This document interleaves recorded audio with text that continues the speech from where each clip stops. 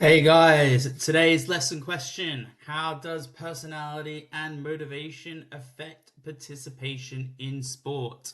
So we're going to kick off looking at personality types. So to start with, we are going to look at the introvert. So the characteristics of someone who is an introvert: they tend to be shy and quiet, they tend to be thoughtful, and they enjoy being on their own. They tend to play more individual sports where concentration or precision is required, or the use of fine skills, and low arousal is required. So, examples of those sports may be golf, table tennis, or archery.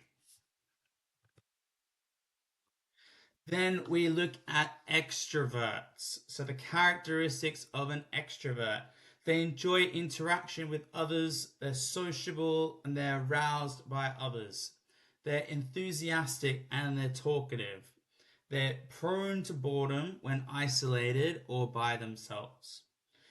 They tend to play team sports where there's a fast pace, concentration may need to be low, and gross motor skills are used. So, good examples of sports that extroverted people will play are basketball or rugby.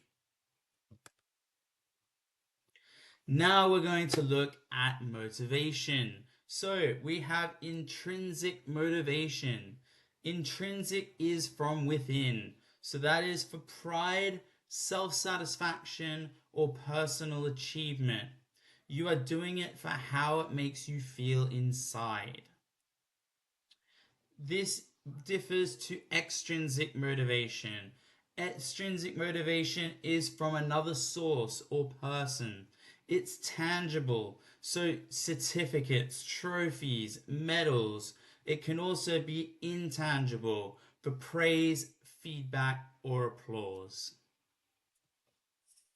So, what type of feedback should we use? So, intrinsic feedback is generally deemed more effective. Overuse of extrinsic can undermine the strength of intrinsic. Performer can become reliant on extrinsic. Intrinsic is more likely to lead to continued effort and participation.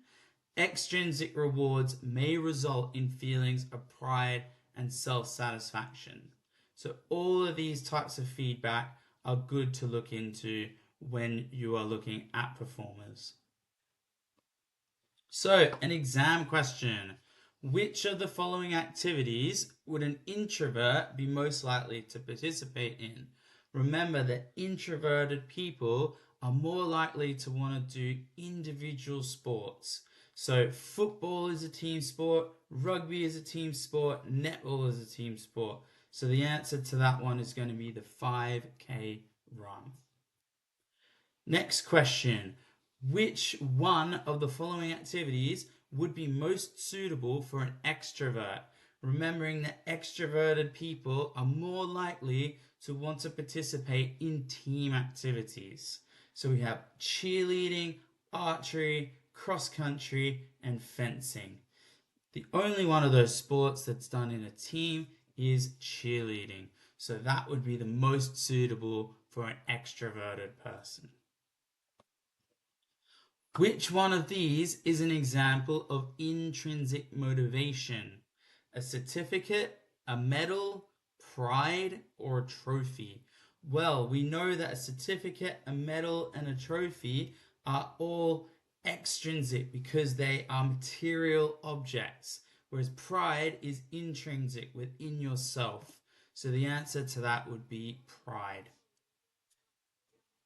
Which one of these is an example of extrinsic motivation? So we have personal achievement, praise, pride, and self satisfaction. Well, we remember that extrinsic must come from outside of us. Personal achievement, you feel that inside. Praise, you feel that from other people. Pride, you feel that inside. And self satisfaction, you also feel that inside. So the answer to that would be B, praise. Explain what sports would suit the following personality types: introvert and extrovert. So this is a 2-mark question. It means that you're going to get 1 mark for introvert and 1 mark for extrovert. So let's have a look at what we could do. Now this is going to require you to pick any of your own examples. So introverts tend to play sports that require concentration or precision or fine skill control. That is required. Low levels of arousal are required, for example, archery or any other sport you can think of. Extroverts tend to play or do sports that are fast-paced, concentration may need to be low, and growth skills are used, for example, rugby league or any other suitable example. Okay, so now we're going to have a look at aggression. So we have aggression and direct aggression. So aggression is a deliberate intent to harm or injure another person, which can be physical or mental. Direct aggression is an aggressive act which involves physical contact with others, for example, a punch.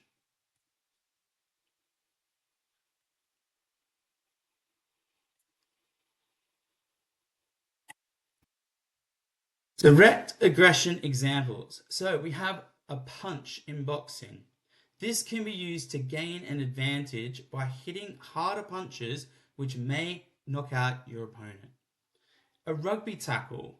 This can be used to gain an advantage by dislodging the ball from the opponent's hands. Or we have a slide tackle in football, which can be used to gain an advantage by allowing you to be assertive when you tackle so you can win possession of the ball.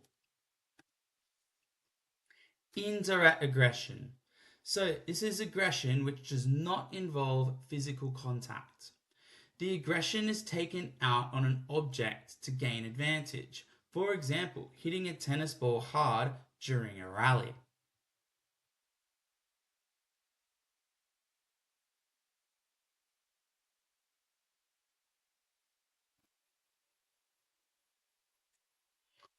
Indirect aggression examples.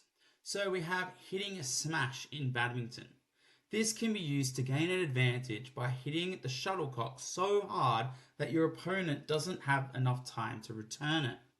Hitting a serve in tennis can be used to gain advantage by hitting the serve with lots of power so your opponent cannot return it and you score an ace.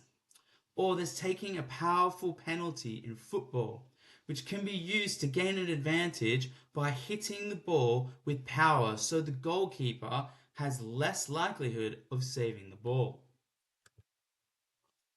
Exam question. In 2015, Manchester City footballer Jill Scott was sent off for an aggressive act in a game against Arsenal ladies. Explain the difference between direct aggression and indirect aggression in physical activity and sport. So the key word there that we need to use is explain. And we also want to make sure that we're relating our response back to 2015. We want to talk about Manchester City versus Arsenal, and we want to talk about Jill Scott. And this is a 2-mark question. Okay, so award 1 mark for each of the following points up to a maximum of 2 marks. So direct aggression is aimed directly at other players or physical contact with others. That's 1 mark. Indirect aggression is aimed at an object to gain an advantage. And there's your 2nd mark. Next question. Describe how direct aggression may be used to improve performance. Use an example in your answer. So key words to look at here. Describe. So we need to be able to talk about it and use examples in our answer. So make sure you use an example when you're describing that. 2-mark question. Okay, so award 1 mark for each of the following points up to a maximum of 2.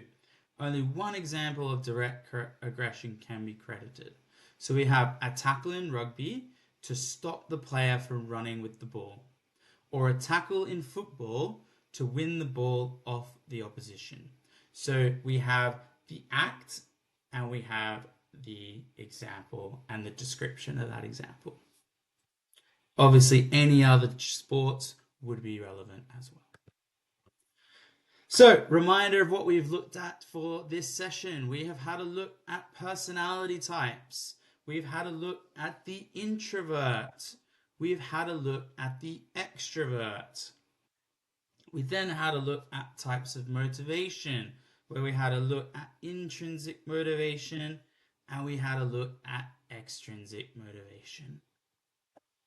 We also had a look at aggression. We had a look at direct aggression, including boxing, rugby tackles, or football tackles. And we also had a look at that indirect aggression, such as in badminton, tennis, or taking a penalty in football.